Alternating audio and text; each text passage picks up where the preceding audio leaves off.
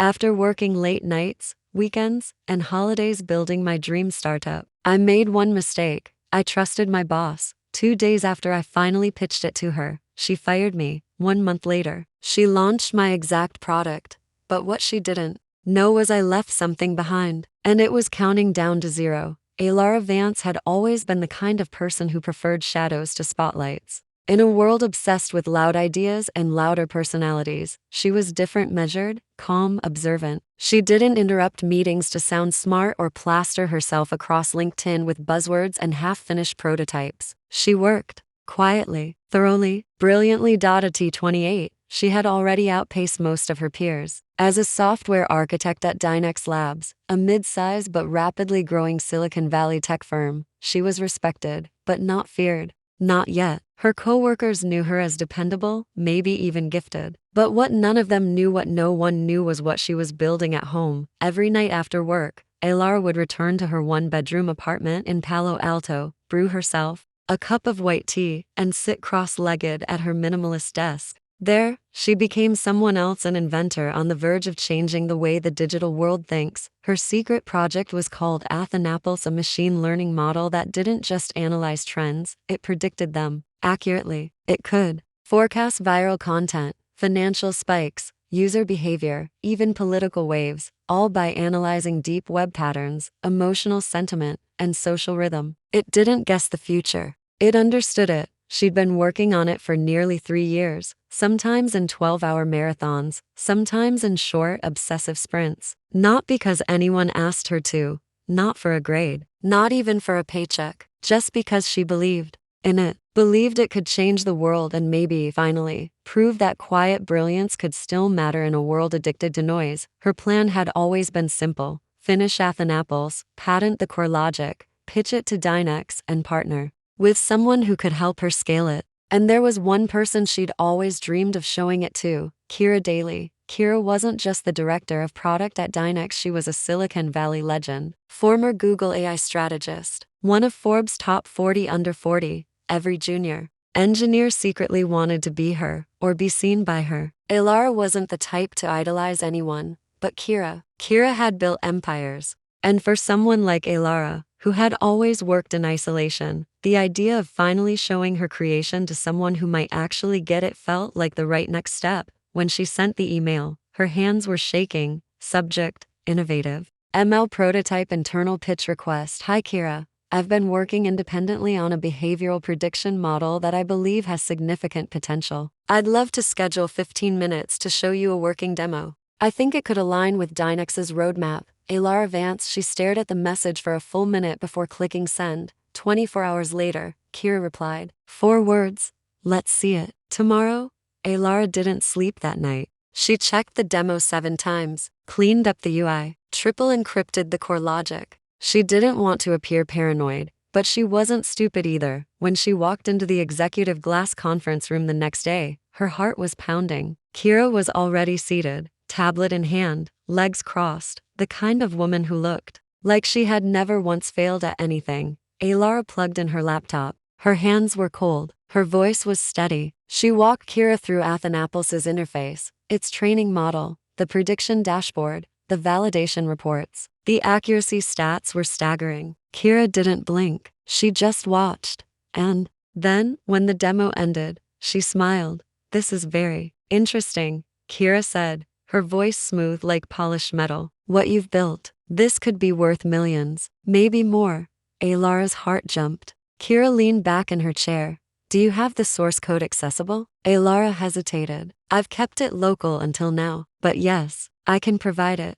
Good, Kira said. I want you to upload everything to our dev environment today. I want our R&D team to vet it. We may have something here. It was everything Alara had ever wanted to hear. Praise, recognition, a door finally opening. She left the room glowing. That night, she uploaded a limited version of Athanapples' backend, just enough to test, not enough to steal. But it felt like the beginning of everything she'd worked for. She didn't know it yet, but she'd just handed the fox the keys to the henhouse. It started with a denied login. Aylar arrived at the office like any other Tuesday. Same gray hoodie, same black coffee, same elevator ride to the 4th floor. But when she tapped her ID badge on the scanner, it flashed red. She tried again. Nothing. The security guard, someone who'd seen her every morning for 2 years, gave her a confused shrug before calling upstairs. Minutes later, 2 people from HR appeared. One was holding a small white box. Aylara,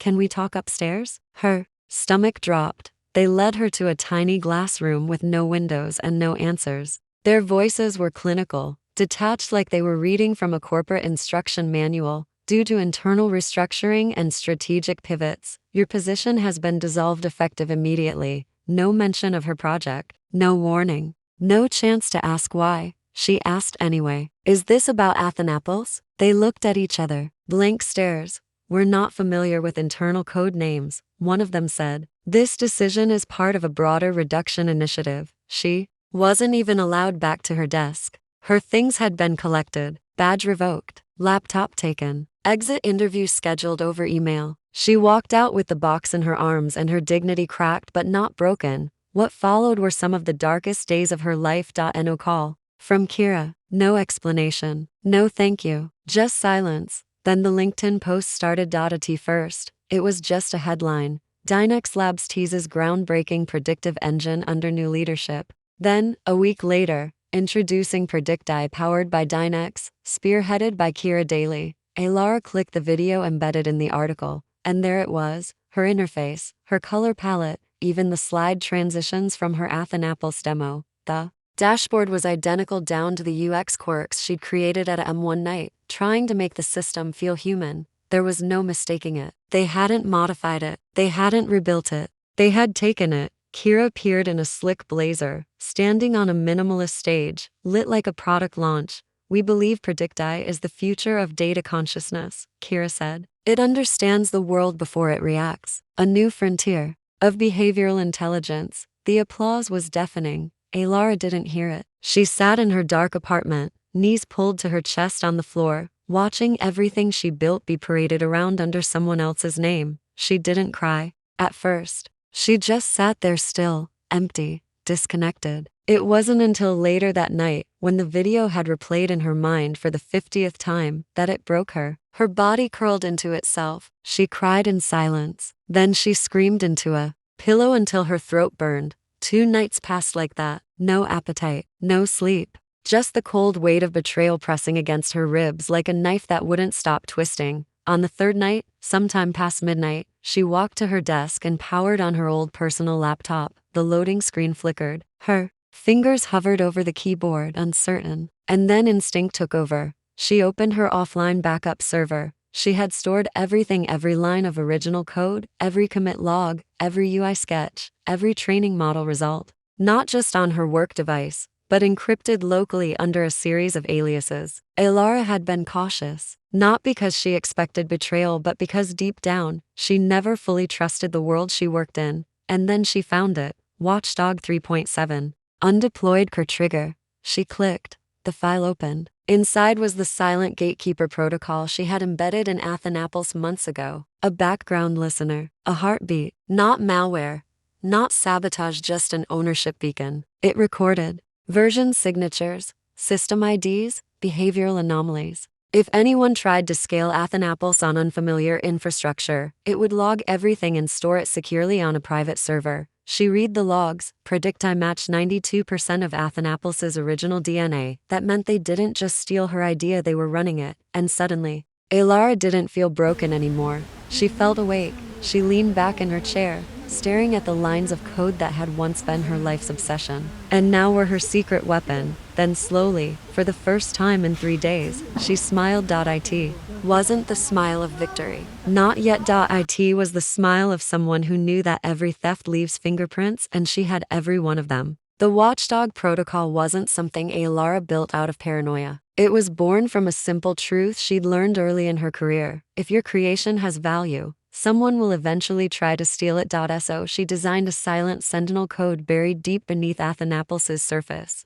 It wasn't destructive. It didn't erase or corrupt. It watched.it tracked usage patterns, logged server IDs, detected unauthorized forks, and it had one trigger: 1 million active queries. That number wasn't chosen at random. It was the milestone she knew any viable AI startup would hit if it went public and gained traction. The moment Predicti crossed that threshold, the watchdog would activate, and not with chaos, but with clarity. It would send proof timestamps, code matches, training similarities to an offsite vault Alara had wired into her backup network. A vault no one but her could reach. For weeks, she monitored the logs in silence. Predicti was rising fast. Kira had connections. Buzz was building. Investors were throwing money at the platform. Tech blogs called it the most disruptive AI innovation of the decade. Alara read every word with clenched fists. She could have waited. Let the watchdog quietly do its job. Let the code speak for itself.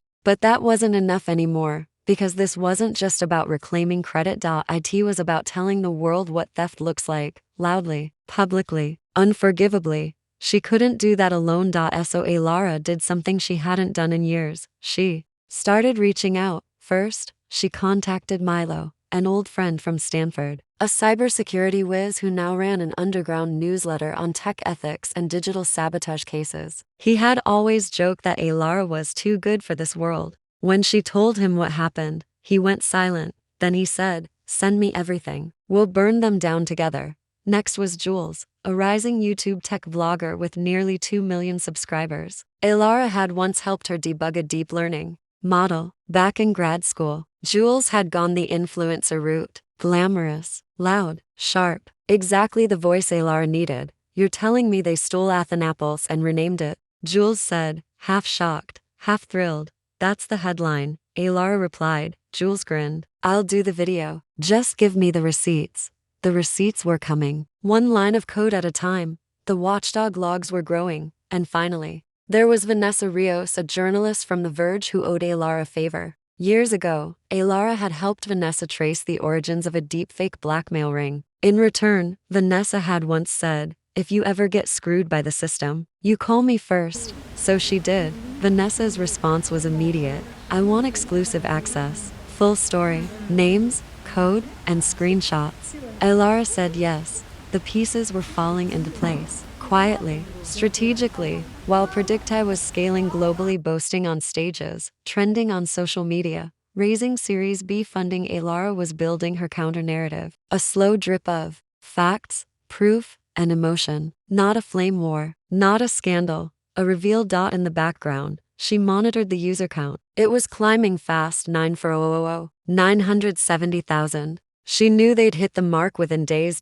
So she prepared the payload. It wasn't malicious. It didn't destroy anything. It simply revealed everything. The watchdog had captured thousands of identical code structures between Athanapples and Predicti. It even showed timestamps of when Kira's team compiled Alara's original modules days after she'd been fired. At precisely 1 million active queries, the protocol would dump the logs into Alara's secure server, email the full documentation, bundle to Milo, Jules, and Vanessa simultaneously, trigger a pre-scheduled Medium article titled "Theft at Scale: How My Boss Stole My Startup and Launched It Without Me." And on top of that, a small silent update inside Predicti's frontend would cause one brief, chilling moment, a full-screen message seen by every logged-in user for 5 seconds before disappearing forever. This system was built on stolen work. You deserve to know the truth. She tested it 10 times, timed it to perfection. She wanted no damage, no panic, just the unmistakable presence of truth. Then she waited.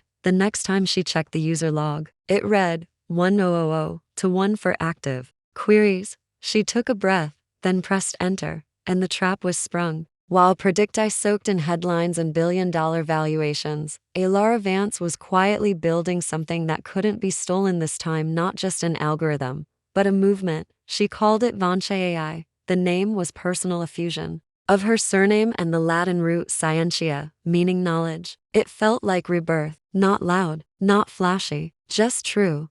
There were no launch parties, no investor pitches, no TED stages or staged applause, just a simple GitHub repository, a barebones website, and an open message to the world, built by creators, owned by no one. Predictive intelligence that serves people, not profit. Alara uploaded the first Working demo of Vansha AI to a closed Reddit community for ethical developers. She posted her devlogs on Discord groups she'd once lurked in as a student. She reached out to accessibility forums, independent tech channels, educators, artists, activists, not to sell. To invite, the idea caught like wind through dry grass. Not because of hype, but because of trust. Vansha AI didn't sell user behavior. It didn't pretend to be neutral while feeding corporate greed. It was transparent. It was clean. And it worked. Within 10 days, her tiny project had a dedicated user base across 5 continents.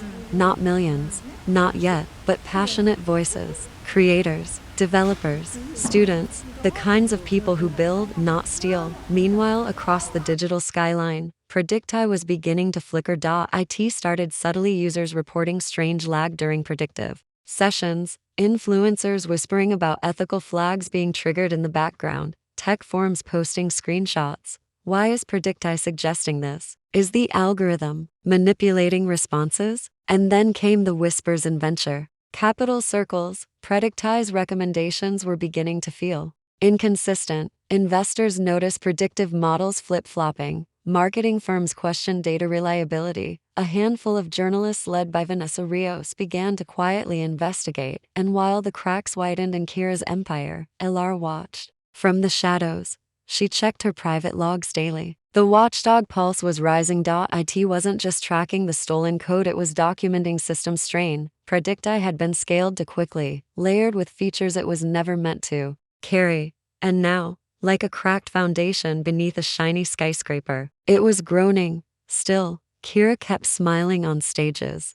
Still, Predicti kept trending. But Elara didn't flinch, because she had time. Every night, Elara worked until a.m., refining Vansha AI's interface, integrating community feedback, writing code with music in her ears and purpose in her fingers. She was finally building the world she had once begged someone else to open the door for. And that made her dangerous, because she no longer needed permission. As Predicti's performance degraded, more creators began whispering about a better system, one they could trust, one that didn't cost them their privacy or twist their intent. Vansha AI wasn't advertised. It was shared. That made it unstoppable. Elara also kept her war room running in the background, a private dashboard with 3 monitors, one tracking Predicti's system health and server events, one running watchdog heartbeat checks, one linked to Milo's private Black Hat network, a quiet storm of hackers, devs, and analysts feeding her updates from inside Predicti's ecosystem.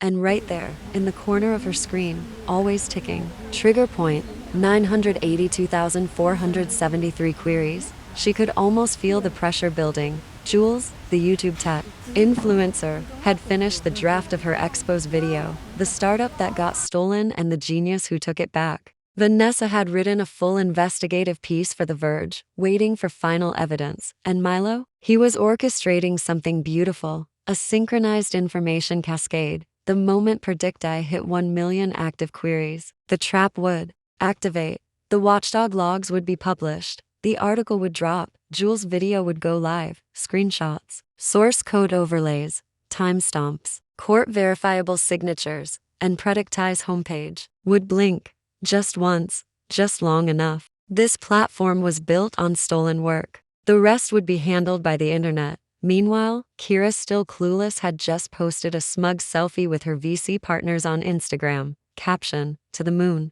Hashtag PredictAI next. Elara took a screenshot and chuckled. The irony was perfect, because while Kira chased the moon, Elara had spent the last 3 months digging beneath her throne, stone by stone, removing everything that kept it standing. And now the countdown was almost over. The screen blinked again. Query count, 999,994. She leaned forward, cracked her knuckles, and whispered to herself, "Let's end this properly." The final number blinked across Elara's screen like a countdown ending, not in fire but in clarity. 1,000,000 active queries, then one more, and the system exhaled. It began slowly, so quietly that Kira's team didn't even notice at first. Predictions on Predicti started behaving oddly. Marketing suggestions reversed polarity. Product forecasts contradicted themselves. One investment firm received 3 completely different results for the same query within 20 minutes. Their head analyst posted in a closed Slack group, "Is this a stress test or a breakdown?" At the same time,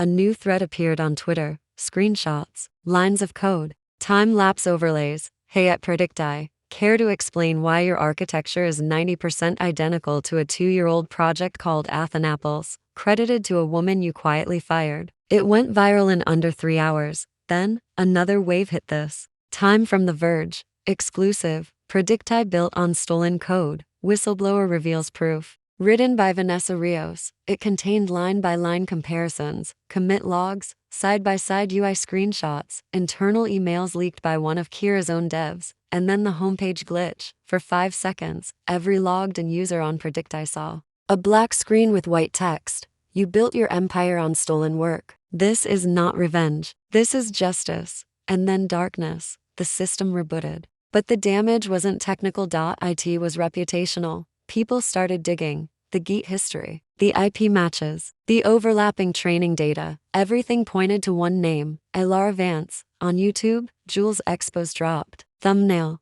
She got fired. They took her code. Now it's over. In it, Jules detailed how Athanapples had been created long before Predicti was announced. She read from patent filings that Ilara had quietly submitted months earlier, showed emails Ilara had archived, even played a recording from their first interview, where Ilara's voice, calm and exhausted, said, "I didn't want revenge. I wanted the truth to be louder than the lie." Comments poured in by the thousands. She's a genius. Kira should be banned from tech forever. You can steal a product, but not a soul. Kira, on the other hand, was scrambling. She went live on Instagram that night, her voice defensive, posture rigid. These allegations are wildly exaggerated. Predicti is built from years of research and independent development, but the comments wouldn't stop flooding in. Explain the Geet logs. Why'd you fire her right after the pitch? You got caught. Sit down.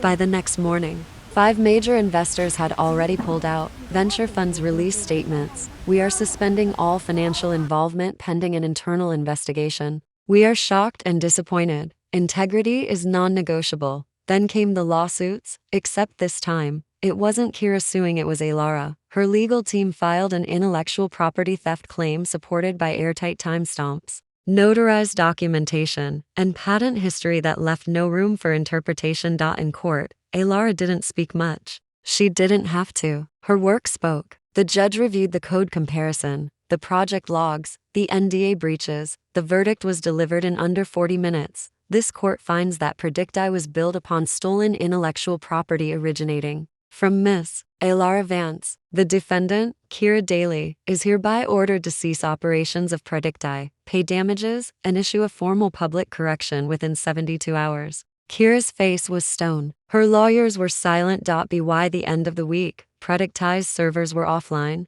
Its homepage, once glowing with buzzwords and venture-backed promises, was now a single white page. This site has been removed due to confirmed copyright violations. For questions, contact legal at predicti.com. No one contacted. No one cared anymore. Kira vanished from the press. VC firms scrubbed her name. Her LinkedIn account went dark. She tried to file an appeal, but by then, no one wanted to be associated with her name. She had become tech's most infamous cautionary tale. And Ilara, she didn't throw a party. She didn't make a victory tweet. She simply returned to her terminal. A Venture AI, her small team now growing, was focused on improving accessibility for creators in developing countries. She hired quietly, trained ethically, reviewed every new commit personally. Her platform didn't trend overnight. It wasn't meant to. It endured. On the night of Predicti's final shutdown, Ilara sat in her apartment alone, sipping tea, watching the stars out her window,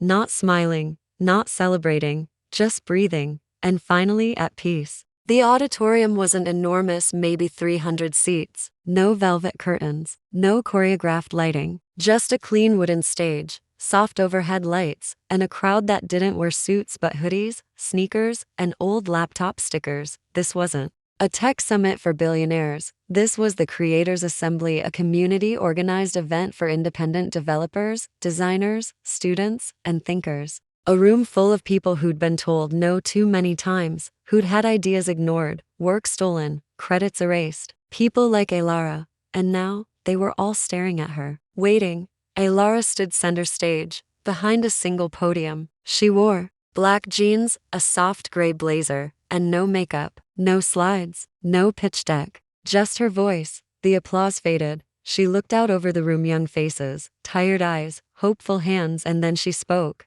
A year ago, I stood in a glass conference room, pitching my dream project to a woman I thought would change my life. Instead, she stole everything I showed her and left me unemployed, discredited, and completely invisible. But I wasn't erased. I was just waiting. The room was silent, not tense, just still. Like everyone was holding the same breath. See, I used to think my value came from being accepted by people at the top. That if someone powerful saw my work and approved it, then it meant something. But the truth is, real power doesn't come from being seen. It comes from surviving being invisible. A few nods moved through the crowd. They tried to bury my name beneath code I wrote. They tried to build a company on the ruins of my silence. And for a while, I almost let them. Almost. Her eyes scanned the room. But the thing about silence is it's not weakness. Sometimes silence is fuel. And when you've been stolen from, when your voice has been muted, when your dream is turned into someone else's headline, you have two options: let them win, or become a story they can't ignore. The crowd shifted. Phones slowly rose. Recording now. People were leaning forward. I didn't get here because I was louder. I got here because I was relentless. I kept every log. I documented every line. I didn't scream, I prepared. And when the time came, I let the truth burn brighter than their lies. No one moved. Some were tearing up. I built Vansha AI not as a product, but as a proof that ethics still matter in tech, that quiet creators can still lead, that your work has value even when someone powerful tries to take it from you. Then she paused, stepped slightly away from the podium, and looked straight into the camera, broadcasting the keynote Live 2000s online. Her voice dropped, not dramatic, just real. If someone's ever taken credit for your work, if you've ever watched your dream come to life under someone else's name, if you've ever been told you weren't ready, weren't good enough, weren't allowed, like, comment, subscribe, because your story isn't over. I built my future from the pieces they tried to bury me with, and so can you. The screen behind her, previously blank, lit up with 4 simple words: "We see you now." The audience rose to its feet. No one needed to scream. No one needed fireworks. Just truth. Just recognition. Just justice.